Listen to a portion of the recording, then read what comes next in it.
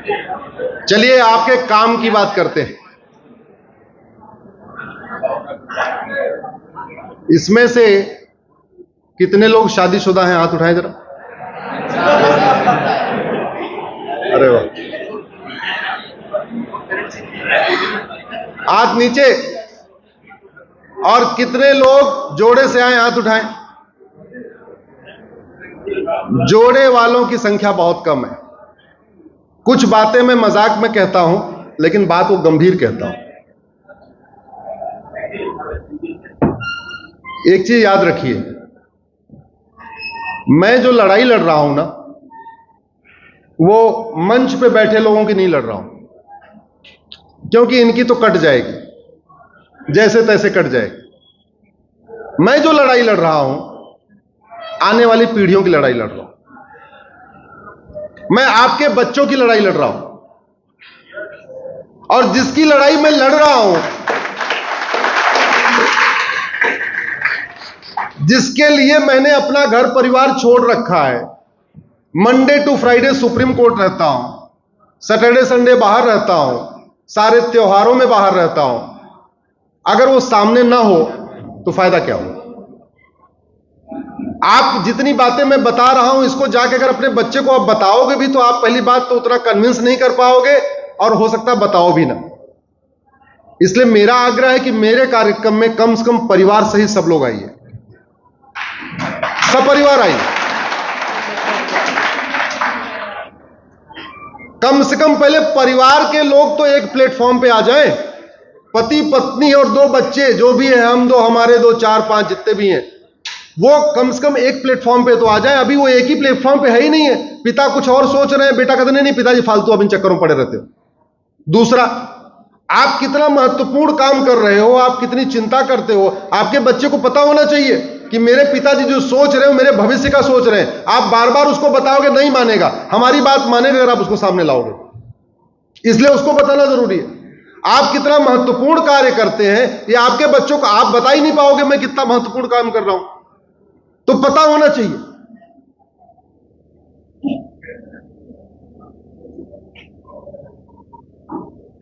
भारत को बचाना है तो सबसे पहले शिक्षा व्यवस्था को बदलना पड़ेगा।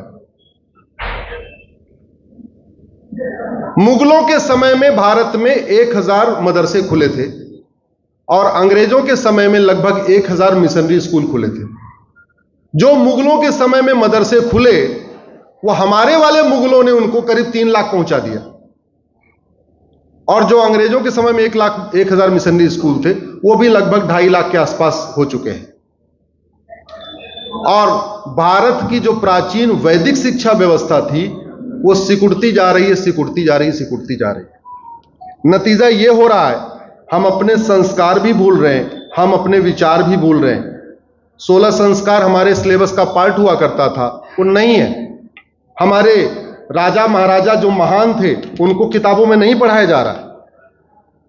बाबर, हुमायूं, तुगलक, गजनी, गोरी, लोधी को पढ़ाया जा रहा है, खिलजी को पढ़ाया जा रहा है, लेकिन हमारे जो महान राजा थे उनको नहीं पढ़ाया जा रहा। जोड़ने का एक बहुत अच्छा तरीका है, हम जाति व्यवस्था से उठ के गोत्र व्यवस्था की तरफ आगे बढ़े। आप में से कितने लोगों को अपना गोत्र पता है? हाथ उठाइए जरा। सबको पता है, बहुत बढ़िया।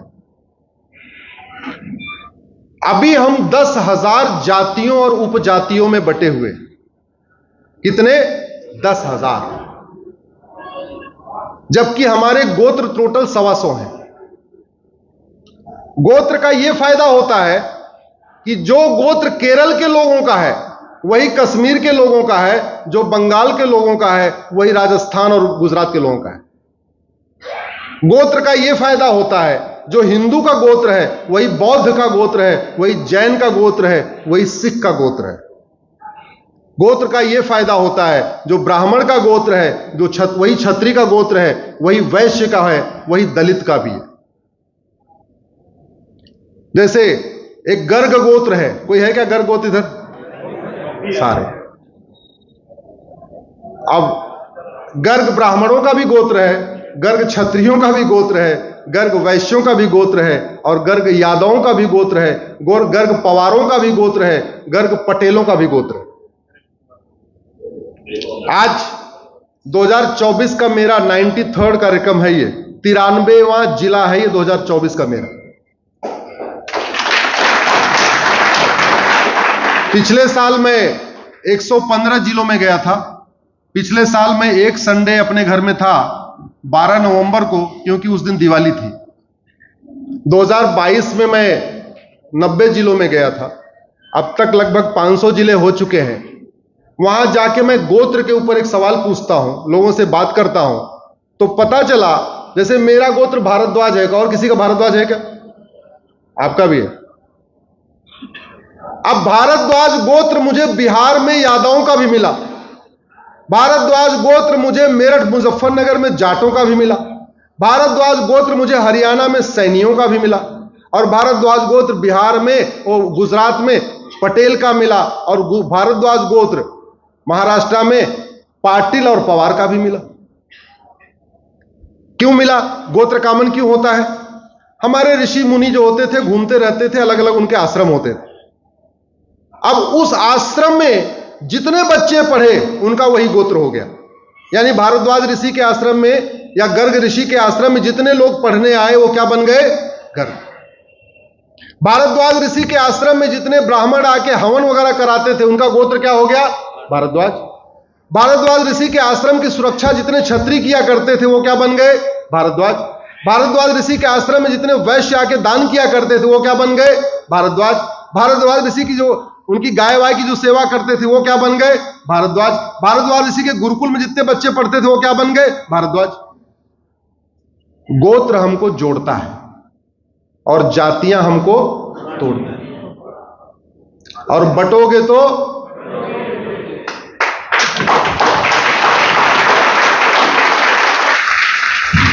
अभी हम 10,000 जातियों में बटे हैं। हम अगर अपने नौनिहालों का गोत्र उपयोग करना शुरू कर दें तो धीरे धीरे 10 साल 15 साल के अंदर हम जुड़ जाएंगे, क्योंकि हमारा गोत्र टोटल 125 है। अब ये व्यवस्था होगी कैसे, जागरूकता बढ़ेगी कैसे, इसको बताता हूं आपको। आप में से कितने लोग स्मार्टफोन यूज करते हैं? सब करते हैं। उसमें से कितने लोग फेसबुक यूज करते हैं? इंस्टाग्राम ज्यादा यूज करते होंगे, ट्विटर ज्यादा यूज करते होंगे, फेसबुक नहीं करते। मैं आप लोगों से आग्रह कर रहा हूं, फेसबुक का उपयोग करिए। फेसबुक में क्यों कह रहा हूं? भारत में ट्विटर मैक्सिमम 4 करोड़ लोग यूज करते हैं, और फेसबुक ट्विटर 5 करोड़ लोग यूज करते हैं, और फेसबुक 50 करोड़ लोग यूज करते हैं। शहरी लोग ट्विटर यूज करते हैं, और शहरी लोग जागृत हो चुके हैं। जो जागृत नहीं है, जिनको कुछ पता नहीं है, जिनको आने वाले खतरों के बारे में ज्ञान नहीं है, वो हमारे गांव देहात के लोग हैं, और वो फेसबुक यूज करते हैं।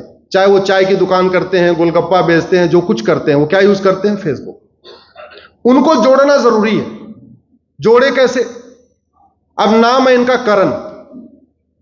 भाई फेसबुक 5000 फ्रेंड बनाने की आपको छूट देता है। आप 5000 करण को जोड़ो, तो जब 5000 करण जोड़ोगे तो आपको करण जैन भी मिलेंगे, करण यादव भी मिलेंगे, करण शुक्ला भी मिलेंगे, करण पांडे भी मिलेंगे, करण कश्मीर वाला भी मिलेगा, करण जो है आपका लद्दाख वाला भी मिलेगा। तो आप सिलीगुड़ी में बैठे बैठे अगर कुछ बात लिखोगे तो देश के 5000 करण जो पूरे देश में फैले हुए हैं वो उसको पढ़ेंगे। चाय की टपरी वाला भी पढ़ेगा। और नाम से क्यों? क्योंकि दो चीज बहुत लोगों को पसंद आती है। ये साइकोलॉजिकल इश्यू है। जैसे आपको अगर खाली कागज दे दिया जाए और पेन दे दिया जाए, पहले क्या लिखोगे आप? नाम। सबसे पहला काम कब करोगे? नाम लिखोगे। पेन चेक करना है तो लोग अपना नाम लिख के पेन चेक करते हैं कि हाँ पेन सही चल रही कि नहीं चल रही। सब लोग जो जागृत लोग हैं ये अपने अपने नाम के 5-5 हजार लोगों को जगाना शुरू कर दो। जैसे बेटियां बैठी हैं, मान लीजिए बेटी का नाम साक्षी है, अब वो साक्षी सारी जोड़े अपने साथ, तो पता चला साक्षी मलिक भी जुड़ जाएंगी जो पहलवान है, साक्षी यादव भी जुड़ जाएंगी, साक्षी जैन भी जुड़ जाएंगी, साक्षी गर्ग भी जुड़ जाएंगी, साक्षी पांडे भी जुड़ जाएंगी, साक्षी शुक्ला भी जुड़ जाएंगी। पूरे देश भर की 5000 साक्षी जुड़ जाएंगी। यह हो सकता है कि यहां बैठी हुई साक्षी को हमारी बात समझ में आ गई, उसको समझ में आ गया, लेकिन बाकी जो 4000 साक्षी हैं, 4,500 साक्षी, उनको नहीं पता कुछ। तो कम से कम हमारे फेसबुक से आके हमारा वीडियो हमारे सामने वाली बैठी साक्षी शेयर करेगी तो बाकी के 5000 साक्षी भी उसमें जागरूक हो जाएंगे। आप आराम से केवल इतना काम करिए, और इसके लिए आधे घंटे का टाइम चाहिए। पर डे अपने नाम के लोगों को 50-100 लोगों को जोड़िए। जोड़ते जोड़ते क्या होगा, 1-1.5 महीने के अंदर आप 5000 लोगों को जोड़ लेंगे। और समस्या लिखिए, उसका मूल कारण लिखिए और उसका अस्थायी समाधान लिखिए। आपको समस्या का मूल कारण, अस्थायी समाधान नहीं मिलता होगा, आप मेरे फेसबुक पे आइए, मेरे ट्विटर पे आइए, मेरे इंस्टाग्राम पे आइए, मेरे यूट्यूब पे आइए, आपको हर समस्या का कुछ न कुछ समाधान मिलेगा। जो सबसे बड़ी समस्या है वो है शिक्षा।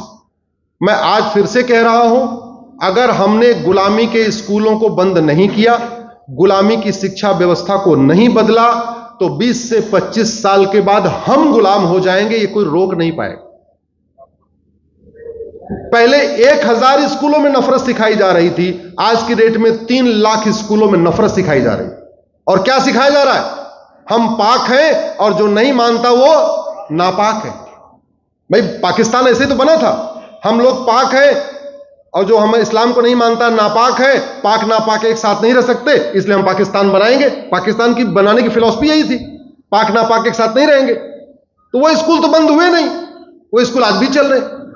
इसलिए मैंने PIL फाइल किया कि भारत में राइट टू इक्वल एजुकेशन लागू किया जाए। अभी राइट टू एजुकेशन लागू है, राइट टू इक्वल एजुकेशन लागू किया जाए। और पहले जब राइट टू एजुकेशन आया तो मदरसों पे भी लागू होता था, लेकिन कांग्रेस, घटिया कांग्रेस ने 2012 में जमीयत उलमा हिंद और पर्सनल लॉ बोर्ड के कहने पे मदरसों को राइट टू एजुकेशन के दायरे से बाहर निकाल दिया। नतीजा यह है, मदरसों में कौन पढ़ाता है सरकार को नहीं पता, मदरसों में कौन सी किताब पढ़ाई जाती है सरकार को नहीं पता, मदरसों में कहां से फंडिंग आ रही है सरकार को नहीं पता, कुछ भी नहीं पता। हमने उस 2012 में जो अमेंडमेंट हुआ है उसको चैलेंज किया है, अभी पिछले हफ्ते मैटर लगा भी था। तो लेकिन ऐसी बातें हर व्यक्ति तक पहुंचनी चाहिए। यह भी हो सकता है कि यहां की बैठी साक्षी फ्रेंड बनाते बनाते किसी जज साहब की बेटी साक्षी को भी अपना फ्रेंड बना ले, और जब वो यहां की बैठी साक्षी लिखेगी, वो जज साहब की बेटी साक्षी पढ़ेगी, अपने पिताजी से बोलेगी कि देखो जी ऐसे नहीं पापा, ऐसे नहीं ऐसे, और हमने वीडियो सुना वो सही कह रहे थे। बात पहुंचेगी कि नहीं पहुंचेगी? ओके। लोगों को धर्म और रिलीजन का अंतर ही नहीं पता। मेरी एक PIL है धर्म और रिलीजन के ऊपर, जिसमें मैंने धर्म और मजहब के बीच में 20 अंतर बताए हैं, धर्म और रिलीजन के बीच में अंतर बताया है। मोटा मोटा आपको बता देता हूं, धर्म जोड़ता है, रिलीजन तोड़ता है। धर्म जोड़ता है, मजहब बांटता है। धर्म कहता है वसुधैव कुटुंबकम, धर्म कहता है नारी तू नारायणी, धर्म कहता है यत्र नरस्तु पूजते रमन्ते तत्र देवता, धर्म कहता है सर्व मंगल मांगल्ये शिवे सर्वार्थ साधिके। और मजहब क्या कहता है, हमारे मजहब में आओगे तो जन्नत मिलेगी, हमारे मजहब में नहीं आओगे तो जहन्नुम में जाओगे। हमारे मजहब को फॉलो करोगे तो तुम्हें हेवन मिलेगा, नहीं फॉलो करोगे तो हेल में जाओगे। मजहब तोड़ रहा है कि नहीं तोड़ रहा है?